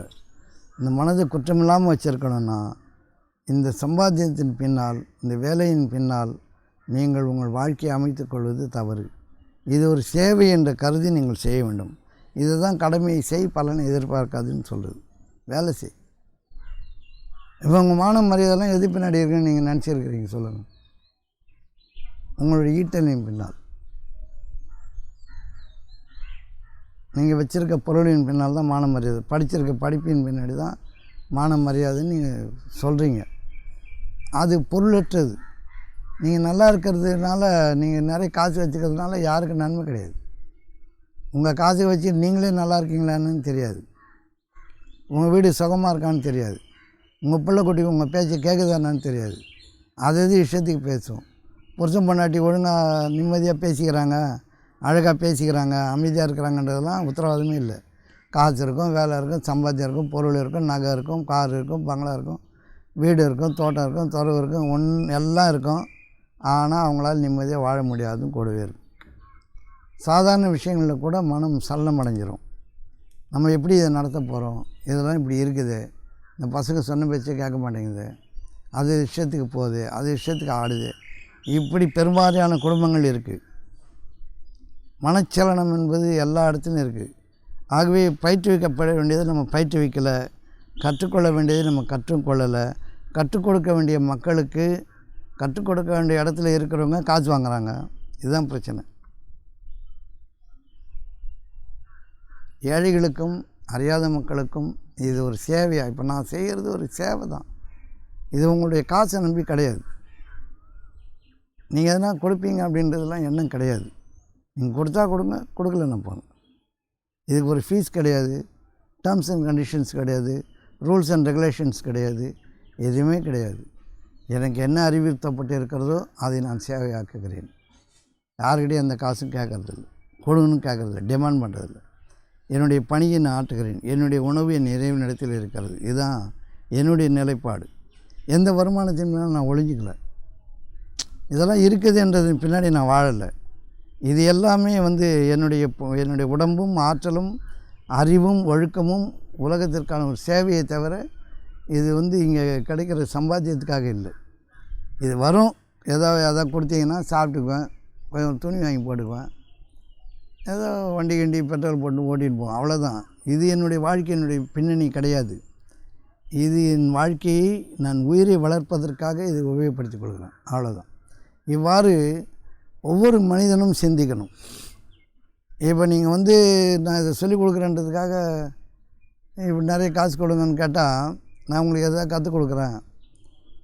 இப்போ ஆசிரியர் பெருமக்கள் சொல்லிக் கொடுக்குறாங்க, அவங்க சொல்லிக் கொடுக்குறாங்கன்னா அவங்க வந்து அன்றாட தேவைகளில் இருக்காங்க, குழந்தை குட்டிகளாம் தேவையாக இருக்குது, அதனால் இந்த சம்பளம் பயன்படும்னு நினைக்கிறாங்க. அது அவ்வாறு இல்லை. சுய ஒழுக்கத்தின் காரணமாக, பண்பாட்டின் காரணமாக, பொறுமையின் காரணமாக, நிதானத்தின் காரணமாக, நல்லொழுக்கத்தின் காரணமாக அவங்க அந்த வேலையில் பெற கூலி ஒருவாறு பயன்படும். இந்த நல்லொழுக்கத்தின் காரணமாக அவங்க வச்சிருக்கிற நற்பண்புகள் பெருவாரியாக பயன்படும். இப்போ வேலை கிடச்சிருன்றதுக்காக நீங்கள் வந்து வாழ்க்கையை ஓட்டிடலான்னு நினைக்க முடியாது. எங்கேயாவது ஒரு இடர்பாடு வந்தால் மொத்தம் ஒழிஞ்சு போயிடும். ஆகிய நற்பண்புகளை வளர்த்தல், தன்னைத்தான் ஆளுதல், தனக்குள் தான் இருத்தல், உலகத்திற்கான சேவை ஒழுங்காக செய்தல், இதுதான் உங்களுடைய காலத்தை அழகாக்கும், உங்களுடைய கொடையை கொண்டு வரும், நீங்கள் விரும்பியதை நடத்தும், நீங்கள் எண்ணியது எண்ணியவாறு ஆக்கும், உங்களுடைய எண்ணங்கள் சின்னமாக மாறும். எண்ணிய எண்ணியாங்கு எய்துவர், எண்ணியார் திண்ணியராக பெறின். ஆகவே ஒழுக்கம் என்பது, ஒழுக்கம் விழுப்பம் தரலான், ஒழுக்கம் உயிரினும் ஓம்பப்படும். இப்படிலாம் நம்ம புரிஞ்சுக்கணும். இப்போ சொல்லுங்கள், நம்முடைய பெருமை எதில் இருக்குது? இப்போ உங்களுடைய சம்பாத்தியத்தில் தான் இருக்குது. நீங்கள் வச்சுக்கிற வீட்டில் இருக்குது, நீங்கள் வச்சுக்கிற காரில் இருக்குது, நீங்கள் சார்ந்திருக்கிற சமூகத்தில் இருக்குது. இதெல்லாம் குப்பை தானே. இதன் பின்னாடியே நீங்கள் வாழணும். அதன் பின்னாடி வாழறதுல எந்த மதிப்பும் மரியாதை இல்லை. உங்கள் வீட்டுக்குள்ளேயே பூகம்பம் புறப்படும். நீங்கள் இது பின்னாடி வாழ்ந்தீங்கன்னா உங்கள் வீட்டுக்குள்ளேயே பூகம்பம் புறப்படும். உங்கள் பிள்ளைகளே உங்களுக்கு எதிராக மாறுவாங்க, உங்களை மதிக்க மாட்டாங்க. உங்களை வந்து நற்பண்புகளில் நீங்கள் வளர்க்காததன் காரணமாக, நீங்களே அந்த நற்பண்புகளில் திளைக்காததன் காரணமாக, அத்தாட்சி கொண்டு வராததன் காரணமாக உங்கள் பிள்ளைகள் உங்களுக்கு எதிராக நிற்பார்கள். உங்கள் மனைவிகள், உங்களுடைய சுற்றங்கள் எல்லோரும் எதிராக நிற்பாங்க. சமாளிக்க முடியாது. ஏன்னா அடிப்படை வந்து நீங்கள் பொருளின் பின்னால் போய் நின்று அதன் பின்னால் மதிப்பு மரியாதை தேடுறீங்க. பொருள் ஈட்டல் வேண்டும், அதில் ஈதல் வேண்டும். 4 பேருக்கு ஈதி கொடுக்கும் பொழுது, இல்லாதவங்களுக்கு கொடுக்கும் பொழுது அவர் உங்களுடைய சுகமான வார்த்தைகளால் சொல்வார்கள். அந்த வார்த்தைகள் உங்களை வாழ வைக்கும். புரியுது? அது இப்போ சமநிலையை தக்க வச்சுக்கிறது எப்படி? சேவை ஈற்றுவதன் மூலமாக உடம்புல உயிர் சத்து, உயிராற்றல் பெருகி ஓடும் பொழுதெல்லாம் பிறருக்கான சேவையாக அந்த வாழ்க்கையை நீங்கள் ஆக்கணும். இரவும் பகலும் உங்களை நேர்வழிப்படுத்துவதற்காக, உங்களை மனதை சமாதானப்படுத்துவதற்காக, ஆனந்தமிக்க வாழ்க்கைக்கு உங்களை நீங்கள் தயார் செய்துக்கிட்டே இருக்கணும். கடைசி நாளெலாம் தூங்கிடுறது, இல்லை ஊர்க்கதை பேசுகிறது, இல்லை செல்ஃபோன் நோண்டுறது, இல்லை வேறு கேளிக்கைகளில் விளையாட்டுகளில் ஆடுறது, சுற்றுறது, கடத்தெருவெல்லாம் போய் மேயிறது, இதெல்லாம் நீங்கள் வச்சுட்டு இருந்தீங்கன்னா எந்த காலத்தில் நீங்கள் உங்களை தயார்படுத்த போகிறீங்க? உங்கள் உயிரை நீங்கள் வளர்க்க மாட்டீங்க, உடம்பை வளர்ப்பீங்க. நல்லா தின்னுட்டு தூங்கிட்டு அந்த உடம்பு உங்களை ஒரு நாள் திடீர்னு பிடிக்கும். அதான் சாண்டோ சொல்லுவார், 2 இட்லி தின்னா கீழையும் போல் மேலேயும் போலன்னு நடுப்புற நின்றுக்குமா. அப்புறம் high low blood pressure, heart அட்டாக்குன்னு போய் படுத்துறானா அப்படின்னாரு. அதனால் வந்து இந்த வாழ்க்கையை ரொம்ப கேவலமாக வாழக்கூடிய நிலைமைக்கு மனிதர்களாக நம்ம ஆகிட்டோம். இதை கற்றறிந்த மக்கள் தான் இதை வந்து கடப்பாட்டோடு செய்யணும், சொல்லிக் கொடுக்கணும், சேவையாக செய்யணும். கற்றறிந்த மக்கள் காசு வாங்குற வரைக்கும் ஒன்றும் பண்ண முடியாது. எல்லோரும் காசு இருக்கிறவங்க போய் சேருவான். ஒரு அறிவு இருக்குதுன்னா அது வந்து நீ கடை விரிக்கணும், காத்திருக்கணும். இப்போ நான் கடை விரிச்சதை காத்தா இருக்கிறேன், வாங்கன்னு கூப்பிட்றேன். யாரோ 2 பேர் 3 பேர் வரீங்க, அவங்களுக்கு சொல்கிறேன். அது யூடியூப் ஒரு பெரிய இறைவனுடைய கருணையினால் அது ஒரு சேவையாக ஒரு 1000 பேருக்கு போகுது. இந்த விஷயத்தை இதுக்காக தான் செய்கிறது, காத்திருந்து செய்யணும். இது காசு வருமேன்னு செய்த என்ன ஆகும்? இது ஒரு சேவையாக இருக்காது. ஆகவே மக்களுக்கான சேவையே மகேசனுக்கான சேவைன்னு சொல்லுவாங்க. இறைவனுக்கான தொண்டு என்பது மக்களுக்கான தொண்டு. மக்களுக்காக நீங்கள் உழைக்கும் பொழுதெல்லாம் நீங்கள் உங்களை உயர்த்தி கொள்கிறீர்கள். மக்களுக்காக நீங்கள் கொடுக்கும் பொழுதெல்லாம் நீங்கள் நிறைய பெற்றுக்கொள்கிறீர்கள். இது ஈக்குலிபிரியம். இதுதான் சமநிலை. எடுத்தலும் கொடுத்தலும், அப்படி இல்லாமல் கொடுத்தலும் தானே வருதலும். அதுதான் இருக்கிறத கொடுங்க, உங்களுடைய இருப்பு தானே நிறையும். இது இயற்கையுடைய ஏற்பாடாக இருக்குது. வெயில் நிறைய வந்ததுன்னா மழை வந்தே தீரும் என்பது கட்டாயமாக இருக்கிறது சில பகுதிகளில். அதனால் நீங்கள் ஒரு சில மனிதர்களாவது உயர்ந்த நோக்கத்தில் படைக்கப்படாமல் இல்லை. எவ்வளோதான் தீய சக்திகள் நம்ம வழிகெடுத்த பொழுதிலும் நன்மையானது தீமைகளை போக்கிவிடக்கூடியதாக இருக்கிறது. ஆகவே நீங்கள் அறிவு பெறுங்கள். உங்களுடைய அறிவும் திறமையும் உழைப்பும் உலகத்திற்கான ஒரு தொண்டே தவிர உங்களுக்கான கூலியை ஈட்டுவதற்கான ஒரு ஏற்பாடு இல்லை. அரசாங்க வேலை கிடச்சா போதும், கவர்மெண்ட் ஜாப் கிடச்சா போதும். +2 வரைக்கும் இங்கிலீஷ் மீடியத்தை தேடுறான், +2 முடிஞ்ச உடனே கவர்மெண்ட் காலேஜ் தேடுறான். இது எப்படி நியாயமாக இருக்கும்? அப்போ மட்டும் அரசாங்கத்தை நல்லா சொல்லி தராங்களா? +2 வரைக்கும் நீ ஓடுற இங்கிலீஷ் மீடியம் அப்படி இப்படின்னு, +2 முடித்த பிறகு கவர்மெண்ட் காலேஜ் கிடச்சா அவ்வளோ சந்தோஷம் எப்படி வருது? ஏன்னா பணம், பெரிய படிப்புக்கு பணம் நிறைய செலவாகும். அதே செலவு தான் சின்ன படிப்புக்கு நம்ம செய்கிறோம் இப்போது. அதனால் இந்த படிப்பை ஒரு உபாயமாக தான் நீங்கள் பயன்படுத்தணும். உலக உதவிக்கான ஒரு உபாயம்தான் படிப்பை தவிர அது உங்களுடைய வாழ்க்கையை செம்மைப்படுத்தி பணம் ஈட்டி பெருமைப்படுத்துவதற்காக இல்லை. கல்வி அறிவு என்பது நியாயங்களை கற்பது, ஒழுக்கங்களை கற்பது, அமைதி நிலைக்கான ஏற்பாட்டை கற்றுக்கொள்வது, அறிஞர் பெருமக்களை அண்டி வாழ்ந்து கற்றுக்கொள்வதெல்லாம் உங்களுடைய அகச்சார்புடைய வாழ்க்கையை மேன்மைப்படுத்திக் கொள்வதற்காக. புறச்சார்புடைய கல்வி ஏட்டில் இருக்குது. ஒரு கணக்கோ வழக்கோ ஃபிசிக்ஸோ மேக்ஸோ நீங்கள் பார்த்து படித்து உலக நடைமுறைக்காக ஒரு கரண்ட் எப்படி வைக்கணும், ஒரு வீடை எப்படி கட்டணும், இந்த கல்வியெலாம் அவசியமான கல்வி. இது நீங்கள் கற்றுக்கொள்ளணும். இதை ஒரு சேவையாக நீங்கள் ஏற்றணும். அதில் வர கூலியை நீங்களும் சாப்பிட்டு இன்னொருத்தர் கொடுத்துடணும். அதன் மூலமாக உடம்பை வளர்க்கணும். உடம்பை படுவதன் மூலமாக உயிரை வளர்க்கணும். அப்போ ஈதலும் இசைப்பட வாழ்தலும் அல்லது ஊதியம் உள்ளது உயிருக்கு. அது வல்லது ஊதியம் இல்லை உயிருக்கு. இந்த உயிருக்கான ஊதியம் நீங்கள் என்ன ஈட்டுக்கிறீர்களோ அதுலேருந்து கொடுக்கணுன்ற மனநிலையே பெருசு. அப்படிலாம் யாரும் ரொம்ப பேர் இல்லை. 5 ரூபாய்க்கும் 10 ரூபாய்க்கும் சண்டை போகிற மக்கள் தான் அதிகம் இருக்காங்க. எங்கே விட்டா போயிடுமோன்னு பிடிச்சி வச்சுக்கிறவன் நிறைய பேர் இருக்கிறான். சொந்த பொண்டாட்டி கூட செலவு பண்ணுறதுக்கு ரொம்ப கஷ்டப்படுற மனிதர்கள் இருக்கிறாங்க. நீங்கள் செலவு பண்ணுறவன் இருக்கிறான். கணக்கு வழக்கில் சிக்கி தவிக்கிறான். கணக்கில்லாத வாழ்க்கை நம்முடைய வரம். அதை வாழ்ந்து பார்த்தா தான் தெரியும். அது இந்த பிரபஞ்ச பேராற்றல் வெறுமனே வெத்தாக இருக்குதுன்னு நினைக்காதீங்க. அது யாராலும் வைத்திருக்கிறது. ஒவ்வொரு மூச்சு காற்றையும் நாம் கடந்து செல்லும் பொழுதெல்லாம் நமக்கு பெரும் வாழ்க்கை காத்திருக்கிறது. ஒவ்வொரு மூச்சிலும் இந்த வாழ்க்கை பெரிதாக நம்மை அடைகிறது. இந்த நுண்ணுணர்வு தேவை. அப்போது ஒரு மூச்சை நான் போய் பண்ணிவிடுவோம், ஒரு மூச்சில் நான் பண்ணிவிடுவேன்றான் அப்படின்னு என்ன அர்த்தம்? ஒரு மூச்சுக்குள்ளே ஒரு பெரிய செயல்பாடு ஒளிஞ்சிருக்குது. ஒரு மூச்சில் செய்ய வேண்டிய வேலைன்னு சொல்கிறாங்கள்ல, அதை போய் மூச்சு வாங்க செய்யக்கூடாது. ஆகவே ஒரு மூச்சின் மூலமாக நம்முடைய தேவைகளை இழுத்து கொள்வதும் தேவையற்றதை அல்லது தேவைக்கு அதிகமானதை வெளியேற்றுவதும் நம்முடைய கடமையாக இருக்கிறது, நம்முடைய இயல்பாக இருக்கிறது. அதை நம்ம புரிஞ்சுக்கணும். வேணும்னா ஒரு மூச்சு உள்ளே எழுங்க, தேவைக்கு அதிகமாக போயிச்சா வெளியே தள்ளுங்க.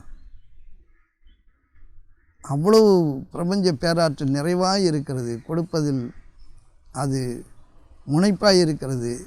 அது தந்து கொண்டே இருக்கிறது. எடுக்க தான் தெரியல. இப்போ மூச்சு எடுக்கிறீங்க, உள்ளே தக்க வச்சுங்க பார்க்கலாம். எதாவது பொருள் கட்சா மட்டும் பூட்டிக்கிறீங்களா? எப்படி அது? சாப்பிட்றீங்க, வயிறு நிறைஞ்சு போச்சு, கழுவி வெளியே வருது, உள்ளே தக்க வச்சுங்க பார்க்கலாம். வெளியே போகாமல் இருக்க முடியுமா? வெளியேற்ற வேண்டியது வெளியேற்றணும். பொருளும் அப்படித்தான், தேவைக்கு போக மீதியை வெளியேற்றணும். பூமியின் அளவு தங்கம் இருந்தும் இன்னும் அதை போல் ஒரு பங்கு இருந்தாலும் ஒரு மடங்கு இருந்தாலும் எங்கே செலவாகிவிடும் என்ற பயத்தால் தடுத்து கொள்வான். செலவு செய்கிறதுக்கு அவ்வளோ பயம். ஏன்னா 1000 வருஷம் வாழ போகிறோம் பாரு. 7 தலைமுறைக்கு. அடுத்த தலைமுறையும் நம்ம பேச்சை கேட்காது.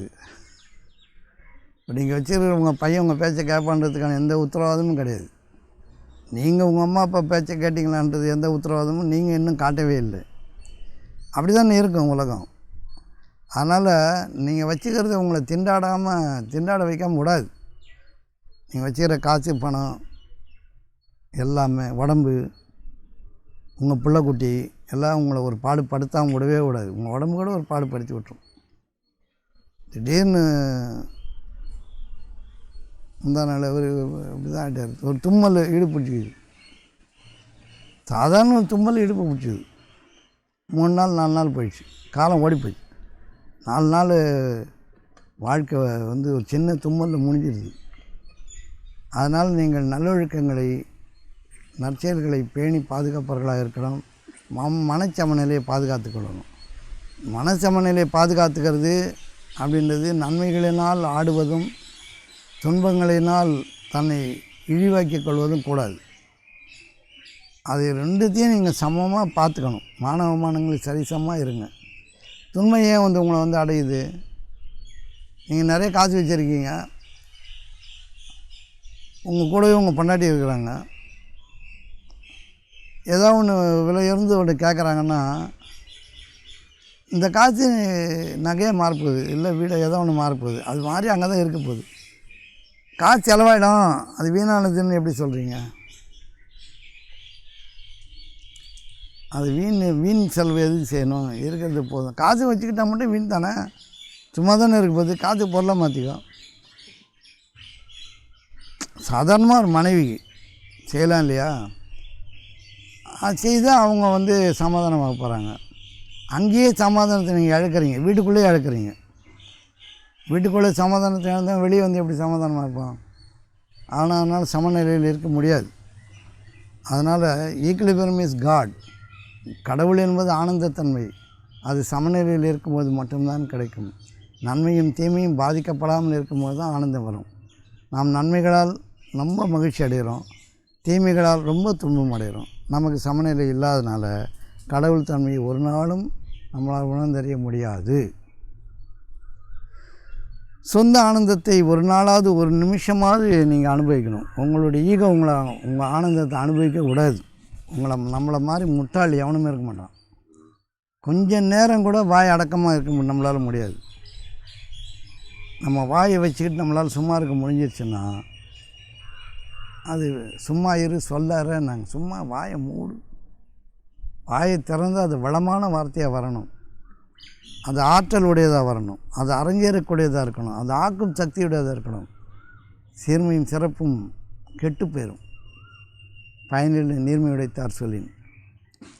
பயனில்லாத வார்த்தைகளை பேசுகிறத ரொம்ப முனைப்பு. நம்ம எதுக்கு பேசுகிறோன்னு தெரில, பேசிக்கொண்டே இருங்கள்னு செல்ஃபோனை கொடுத்துட்டான். எதுக்கு பேசுகிறோன்னு தெரியாமல் பேசினுக்கிறான். ஊரு கதை, உலக கதை எல்லாம் நியாயமாக அதில் பேசுகிறான், பேசி தீர்க்குறான். என்னப்பா பண்ணுது? உடம்பு சரியில்லை. உடம்பு சரியில்லைன்றதுக்கு ஏகப்பட்ட வியாகியானங்கள். உடம்பு சரியில்லையா, சரி பார்த்துக்கோ, கடவுள் நம்பு, என்னால் முடிஞ்சது கொஞ்சம் பணம் அனுப்புகிறேன். இதோடு நிறுத்த மாட்டான். பணம் அனுப்ப மாட்டான், 1008 வழிமுறைகளே சொல்லி இருப்பான். இவனுக்கு அவனுடைய ஆசீர்வாதம் பண்ணக்கூடிய அறிவு அவனுக்கு இருக்காது. ஆனால் பேசிக்கிட்டே இருப்பான். இந்த பயனில்லாத பேச்சு எதுக்கு? வாயை மூடின்னு இருந்தாலே பெரிய விஷயங்கள் நிறைய நடக்கும். மௌனம் மிகச்சிறந்த தர்மம். மௌனம் மிகச்சிறந்த தர்மம். தேவைக்கு பேசலாம், தேவையில்லாமல் பேசுகிறீங்க. தேவையெல்லாம் பேசி பேசி பேசி பேசி எல்லாத்தையும் சிந்திக்கிறதெல்லாம் மனம் ஓட்டமாக ஓடுது. எங்கேயும் நிறுத்த முடியல. நீ நிற்காத நாய்க்கு வேலை இல்லை, நிற்க நேரம் இல்லைன்னு ஓடின்னு இருந்தேன்னா கடைத்தெருவில் கடைத்தெரு நாய் போலன்றார் இவர் பட்டினத்தார் மனதை. அங்காடி நாய் அப்படின்றார். அங்கே வாய வைக்கும், அப்படி பார்த்துட்டு அங்கே போய் வாய வைக்கும். இதையும் தின்னாது அதையும் தின்னாது. இந்த மாதிரி மனதை ஒரு நிலைப்பாட்டில் கொண்டு வர முடியாத தன்மைக்கு நம்ம இருக்கும்பொழுது நம்ம யாருக்கு உதவியாக இருப்போம்? யாருக்கு சேவை செய்வோம்? நம்ம வேலையை ஒழுங்காக செய்வோமா? எண்ணெய் ஓடுற ஓட்டம் தாங்க முடியாமல் உடம்பு அசதியாகி தூக்கம் வந்துடும். அப்பப்போ பகலில் கொட்டாய் விடுவோம், தூங்க வரும், படுத்தா நல்லா இருக்குன்னு தோணும். ஆற்றலே இல்லாமல் இருப்பான். இவனால் உலகத்துக்கும் பிரயோஜனம் இல்லை, அவனுக்கும் பிரயோஜனம் இல்லை, அவன் குடும்பத்துக்கும் பிரயோஜனம் இல்லை. எந்த நேரமும் எதையாவது மின்னு அரைச்சிக்கினே இருக்கணும். என்ன பண்ணுறது? எதுக்கு அரைக்கிறான்னு தெரியணும்ல. ஏன் அவன் மனம் அரையுது? அதனால் என்ன பிரயோஜனம்? இவனால் யாருக்கா ஒரு பிரயோஜனம் உண்டா? 10 ரூபா சொந்த பெற்றோர்களுக்கோ குருமார்களுக்கோ சொந்த பந்தங்களுக்கோ கொடுக்க முடியுதா? அந்த நிலையில் இருக்கிறியா? இல்லாத பொழுது உனக்கு என்ன ஓட்டம் எதுக்கு? நீ தான் கேள்வி கேட்கணும். அது எதை கொண்டு நான் வளரணும் அப்படின்னு நீ சிந்திக்காத வரைக்கும் உனக்கு வளர்ச்சி இல்லை. மனம் நிற்க மாட்டேது, ஓடினே இருக்குது. ஏன் ஓடுது? 100 தடவை கேளுங்க, ஏன் ஓடுது? நிறுத்துங்க. முதல்ல வாயை மூடுங்க, பேச்சை குறைங்க, இருக்கிற வேலையை செய்யுங்க, ஒழுங்காக அமைதியாக இருங்க, பணிஞ்சு நடங்க, காரணக்காரங்கள் சொல்லாதீங்க, அதிகாரம் வைக்க மக்களுக்கு கீழ்ப்படியுங்க, கட்டளை இட்டாங்கன்னா கட்டளை நிறைவேற்றுங்கள், வீணான காரியங்களை செலவு பண்ணாதீங்க. ஒரு சாதாரண ஒரு பொருள் ஒரு 500 ரூபா அதை வாங்குறீங்க, அது தப்பாயிடுச்சு. அதை ரிப்பேர் பண்ணி சரி பண்ணுறதுக்கு 5000 ரூபா செலவு பண்ணி செய்யக்கூடாது. ஒன்று, அதன் மேலே ஓடக்கூடாது. அது தப்பாயிடுச்சுன்னா தூக்கி போட்டணும், அவ்வளோதான். இது மன சமாதானத்தை கொண்டு வரும். அது எப்படி அவன் தப்பாக கொடுப்பான், அது எப்படி செய்வான், இதெல்லாம் போடக்கூடாது. அவனை அப்படி பண்ணக்கூடாது, இப்படி பண்ணக்கூடாது. சும்மா பெரிய வேல்யூபிள் மெட்டீரியலாக இருந்தால் நீங்கள் கொஞ்சம் போராடலாம். அது கூட உயர்ந்த ஞானமுடைய மக்கள் அது கூட தூக்கி எறிஞ்சிருவாங்க. இப்போ அதை வச்சுக்கிட்டு திண்டாடினா, அதை போய் பார்த்துக்கிட்டா, அது பின்னாடி ஓடிக்கிட்டு உங்கள் மனதை செலவு பண்ணிக்கிட்டு நேரத்தை செலவு பண்ணிக்கிட்டு இருந்தீங்கன்னா நீங்கள் விரயம் செல்வது ஏராளம். அதனால் உங்களுக்கு தகாதது உங்களுக்கு ரொம்ப ஒரு டீ வாங்கிட்டு வரீங்க, வீட்டில் வந்தோடனே எரிஞ்சு போச்சு. அது ஒன்று புது டீ வாங்கிக்கணும், அதுக்கு வளம் வேணும். இப்போ இயலாத மக்கள் அதை ரிப்பேர் பண்ணுவாங்க. ரிப்பேர் பண்ணும்போது எதன் காரணமாவது எலக்ட்ரானிக் பொருள்லாம் எரிஞ்சுறதுக்கு வாய்ப்பு அதிகம். உடனே மேனுஃபேக்சரிங் டிஃபெக்ட் அது இதுன்னு நீங்கள் உங்கள் மனதை போட்டு கொடாயக்கூடாது. சின்னதாக ஒரு ரிப்போர்ட் கொடுத்துட்டு எடுத்துகிட்டு போங்க. 10 நாள் ஆகுங்க, சரி 10 நாள் கழிச்சு வரட்டும், அவ்வளோதானே செய்ய முடியும். அது எப்படி 10 நாள் ஆகும்னு நீ கஸ்டமர் சர்வீஸ் எதுக்கு வச்சுருக்க அப்படின்னு நம்ம கேட்டு அது பின்னாடி பண்ணால் அவன் இஷ்டத்தை நான் வேலை செய்வான். அவனுக்கு சொன்னதுனால பயந்துட போகிறானா என்ன? உடனே சரி பண்ண போகிறான் நான். ஏன் இந்த மன குமைச்சல்? இதுதான் பிரச்சனை நமக்கு. எல்லாத்துக்கும் சட்டத்திட்டம் இருந்தாலும் சட்டத்திட்டங்கள் எந்த அளவுக்கு வேலை செய்யும்? ஒரு மனிதனுடைய மனநிலைக்கு ஏற்றவாறு வேலை செய்யும்.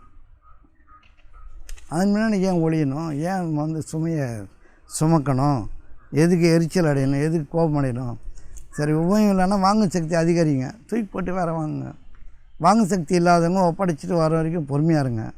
வீணாக உங்களுடைய மன ஆற்றலையும் சக்தியும் அதில் செலவு பண்ணாதீங்க.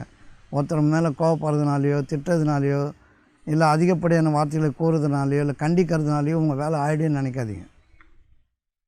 அவங்க அதெல்லாம் கேட்டுக்கிட்டு அவங்களுக்கு ஏற்ற மாதிரி வேலை செய்வாங்க. இதுக்கு ஒரு நிகழ்ச்சி சொல்லுவாங்க. எப்படின்னா, ஒருத்தர் சிங்கப்பூர் போகிறாரு. அந்த லக்கேஜ் ஏற்றி வைக்கிறாரில்ல, அவர்கிட்ட சண்டையாயிடுச்சு. அவரை அசிங்கமாக திட்டார். நீ லக்கேஜ் அப்படி தூக்கி போடுவேன், அப்படி பண்ணுவேன், இப்படி பண்ணுவேன்னு சொல்லிட்டு நிறைய திட்டுறாரு. அந்த ஆள் பொறுமையாக வேலை செய்கிறாரு. சரிங்க சார் பொறுமையாக. இவர் ஏகப்பட்டது திட்டார். திட்டி முடிஞ்ச உடனே போயிடுறாரு, ஃப்ளைட்டு கிளம்பிடுது போயிடுறாரு. ஒருத்தர் கேட்குறாரு, ஏங்க அந்த ஆள் அப்படி திட்டார் உங்களை, நீங்கள் இவ்வளோ அமைதியாக எப்படிங்க இருக்கிறீங்க அப்படின்னு. அமைதியெல்லாம் ஒன்றும் இல்லை, நானும் கோபமாக தான் இருக்கிறேன். அவர் சிங்கப்பூர் போகிறாரு, அவர் லக்கேஜெல்லாம் இங்கிலாண்டு போகுதுன்னு மாற்றி ஏற்றி விட்டோம். அவங்க இயல்புக்கு தான் வேலை செய்வாங்க. நீ கோவப்படுறதுனாலையோ சட்டத்திட்டம் பேசுறதுனாலையோ உன் இஷ்டத்துக்கு எல்லா காரியங்களும் நடக்கின்றதெல்லாம் முடியாது. சில இடங்களில் அதிகாரம் உள்ள மக்கள் உங்களை நாயை போல் நிற்க வச்சுருவாங்க. அதிகாரம் உள்ள மக்கள் வெளியே நில்லுன்னுவாங்க. சாதாரண ஒரு அதிகாரியை பார்க்க போனதுனாலும் பார்க்க முடியாது. ஒன்றும் இல்லை, இந்த கிராமத்தில் ஒரு வீயை பார்க்க போனால் அவர் வர நேரம் தான் பார்க்க முடியும். எவ்வளோ தான் சட்டத்திட்டங்கள் பொதுமக்களை சேவை செய்யணும்னு இருந்தாலும் அந்த மனிதர்கள் வந்தால் தானே முடியும். அவங்க 1000 வேலையை காரணம் சொல்லி சுற்றுவாங்க. அதனால் அப்படியெல்லாம் காரியம் சாதிக்க முடியாது. காலத்தின் மீது சத்தியமாக நீங்கள் நஷ்டவாளியாக ஆகக்கூடாது. காலத்தை உங்களுடைய சுகத்துக்காக நீங்கள் செலவு பண்ண கற்றுக்கணும். அது நடக்கலை, இப்போ முடியலன்னா அவ்வளோதான். இப்போ முடியல, அது காலம் வரும்போது முடிஞ்சிடும்.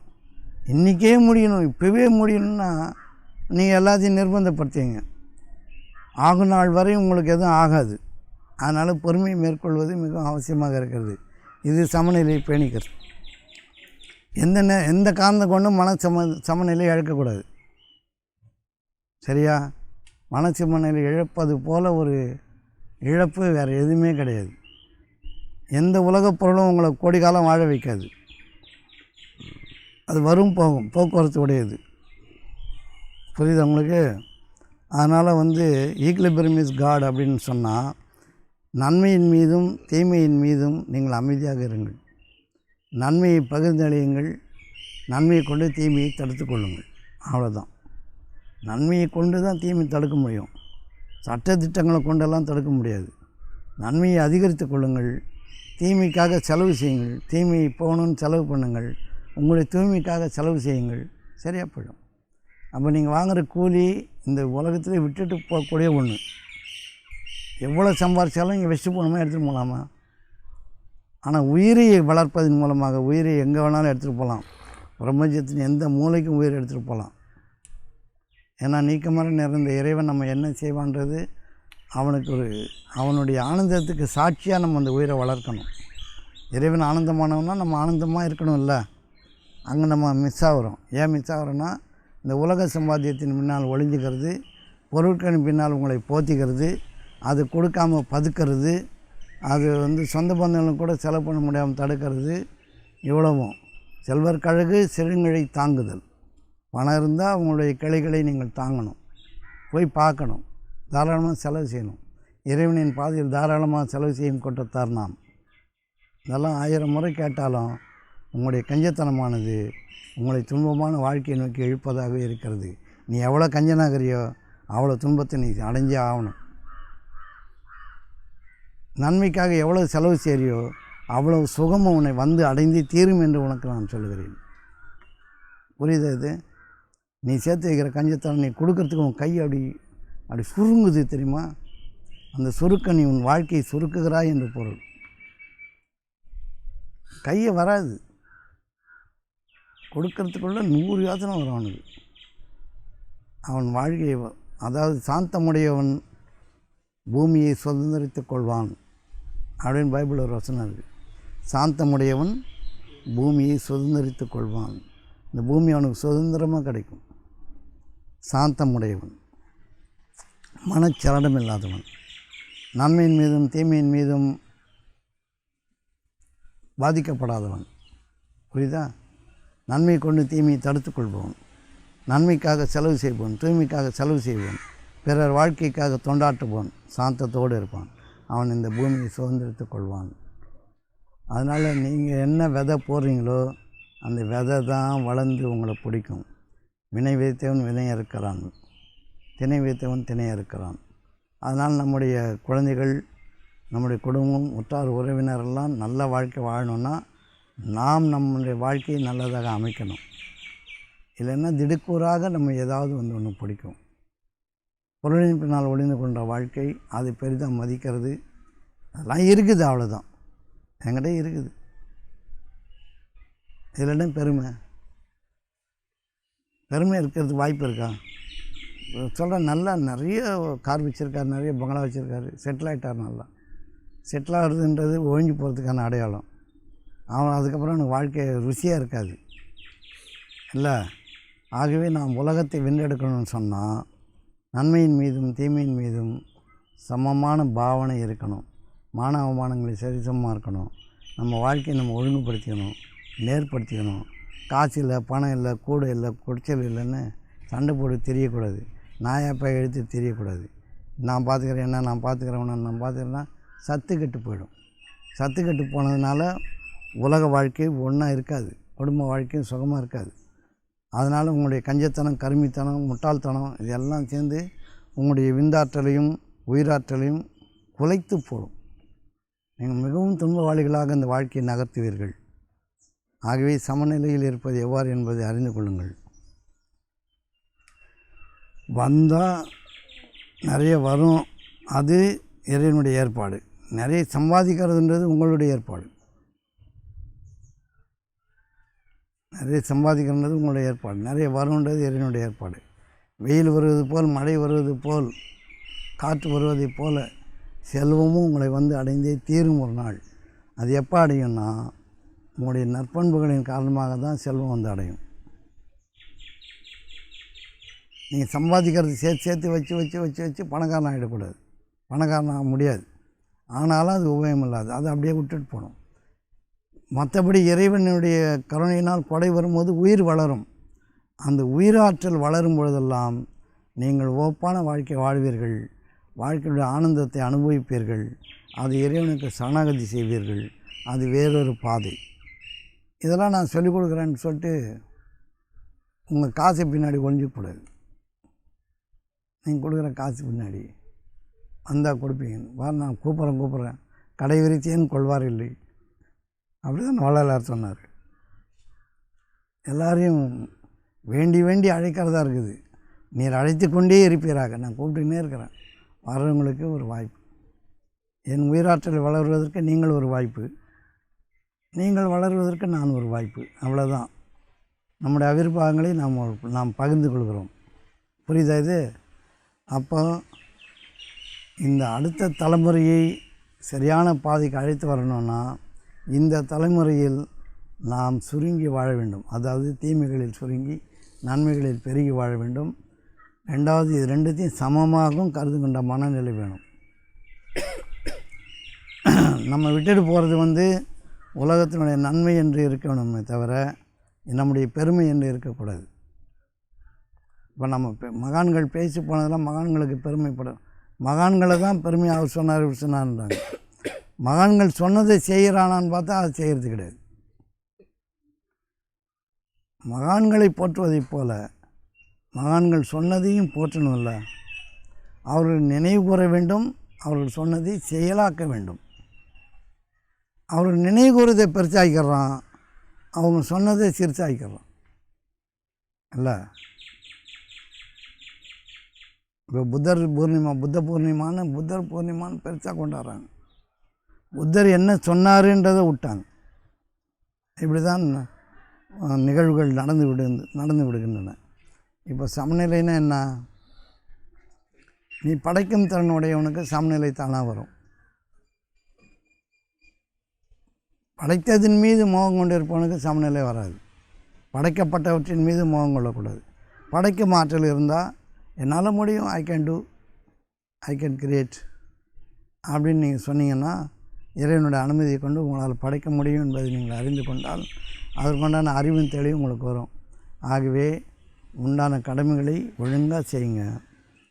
வர சம்பளத்தின் முன்னால் ஒழிஞ்சிக்காதீங்க. அது பெருமையாகவோ சிறுமையாகவோ பார்க்காதீங்க. இறைவனுடைய கொடைக்காக காத்துருங்க. இறைவனுக்கு நன்றி சொல்லுங்கள். கொடுத்ததற்கெல்லாம் நன்றி சொல்லுங்கள். உங்களுடைய சமநிலையை பாதுகாத்துக்கிறது இறைத்தன்மையில் உங்களை கொண்டு செலுத்தும். இறைவன் போதுமானவன்.